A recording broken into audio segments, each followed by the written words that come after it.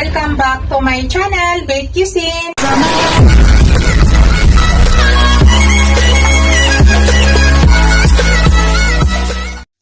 Hello guys, to this video guys, magluto tayo ng shrimp guys. Yan, ito na, nagpainit ako ng pan at maglagay ako ng butter.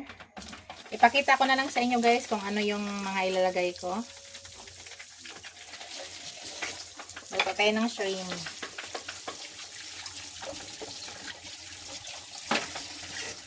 Yan, lagyan natin ng cheese.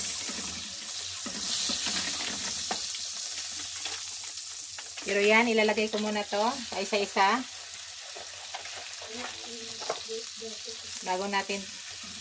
Bago tayo maglagay ng garlic. Kaya na yung apoy guys para hindi masunog ang butter ha. Ito ay tinanggalan ko na ng guys, balat. Pero yung ulo ay iniwan ko. Kaya na lang natin ng konting apoy.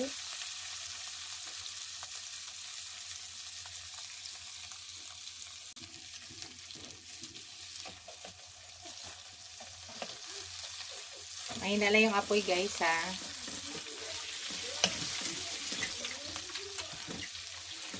So kasi ng aking dalaga wala na daw balat, wala nang shell kasi easy to eat na lang.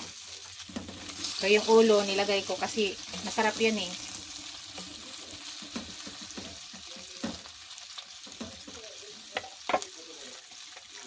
Yan, hayaan muna natin.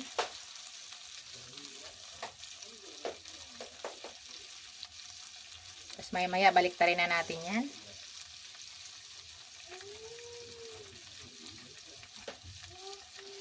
Hindi ko na pinakita isa-isa sa inyo. Dito ko na lang ipakita. Yan. Kasi napakadali lang lutuin ito guys. Sobrang dali.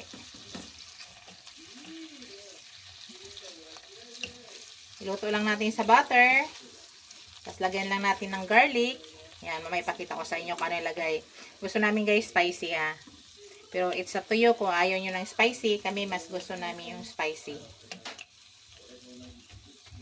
Yan. Para hindi nasisira yung texture. Kailangan ganyan mo muna. Kasi wala na siyang balat.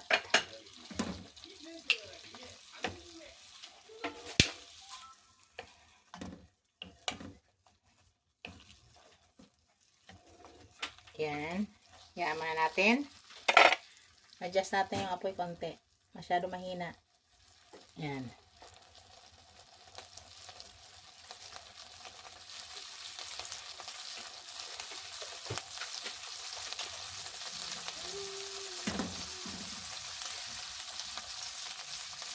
Pakita ko kasi maya-maya guys. Yan, ilagay natin yung iba guys. Itabi lang natin yan. Gandahan lang para hindi nadudurog. Yan, itabi lang natin yan sa gilid. Para maluto yung iba.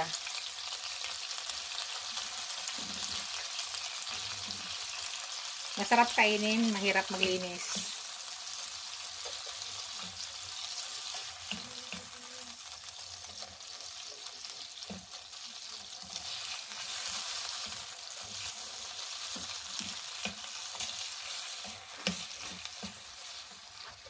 Kakasya na to.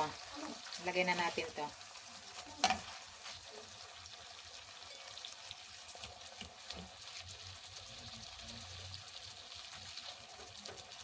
Yan. Hintayin lang natin guys. Tapos mamaya-maya baliktarin na natin yan.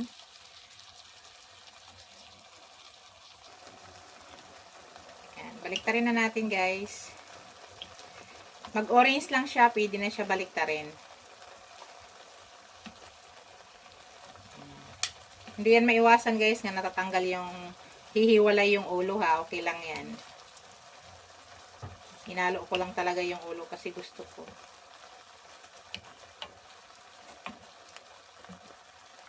Yan. Wala pa akong nilagay na kahit anong panglasa dyan guys ha. Wala pa akong nilagay. Kasi kailangan hindi ka dito dahil nga ito ay wala ng balat. So, maingat ka sa ilalagay mong panglasa, baka aalat. Yan. Yan. Sa ngayon guys, maglagay na ako ng, ng garlic. Ilagay na natin yung garlic. Ganun lang siya. Dito lang natin ano sa gilid. Para lumasa. Sama-sama na lahat ng lasa dyan. So, hintayin lang natin. Maraming garlic guys. Masarap.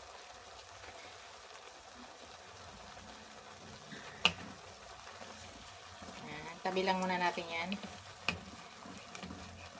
Ang garlic ay napakabilis maluto niyan.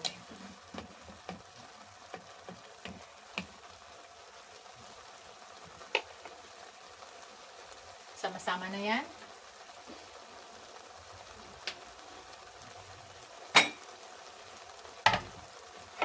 Spicy ang ano natin version ngayon guys, spicy. Yan, pili na natin yan ihalo.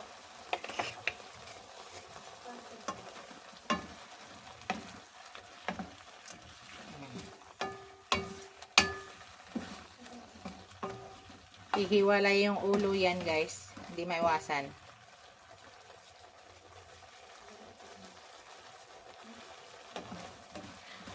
Yan, ang bango.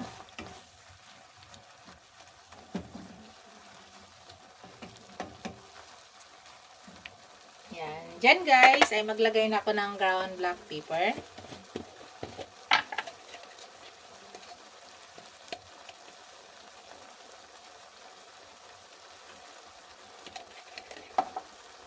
Tapos, maglagay ako ng oyster sauce. Wala pa ako nilagay na asin guys ha.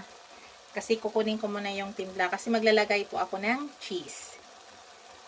Kaya wala pa tayong nilalagay dyan na panglasang asin.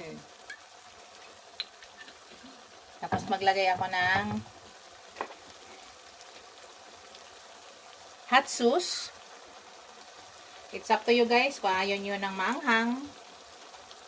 Sa amin, gusto namin maanghang. Yan. So, mix lang natin.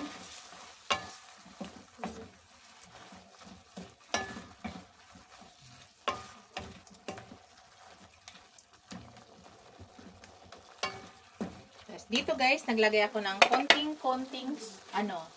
konting-konting vinegar. Konti lang guys. Yan. Tapos, maglagay din ako ng konting sugar dyan.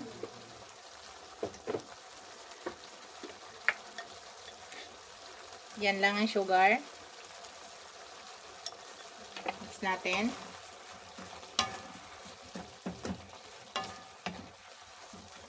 Hanggang mag-absorb yung lasa niya dyan. So, wait lang natin.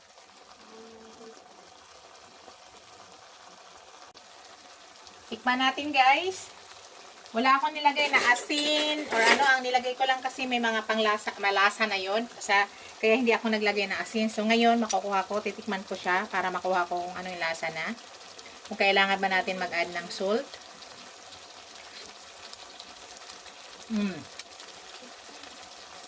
Mag-add lang tayo guys ng kunting-kunting salt. Kunti lang talaga guys kasi maglagay pa tayo ng cheese. So, maglagay tayo ng kunting salt.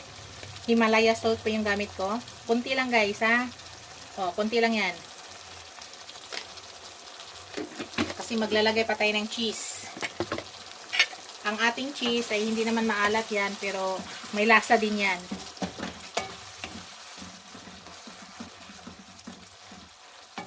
So, hintay muna natin. Pa-absorb muna natin saglit. Tapos yan guys. Pahinaan natin konting apoy. Dito guys, maglagay na ako ng cheese. Ay, luto na po yan. So, maglagay tayo ng cheese. Iwan natin yung iba para itatoppings natin mamaya. Yan, ihalo natin yan. Yan. Ito yung nakakaiba ngayon sa luto ko, guys. Yan. Pa-melt lang muna natin yung cheese. Then, after nun, luto na yan. Yan, melt lang muna natin saglit yung cheese.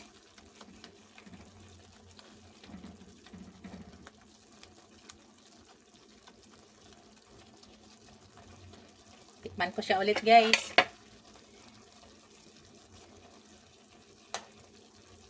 Sus pa lang guys, ulam na.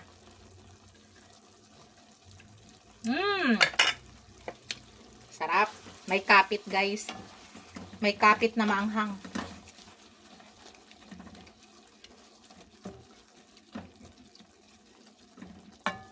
Yan, pamilagting muna natin cheese. Saglit na lang to.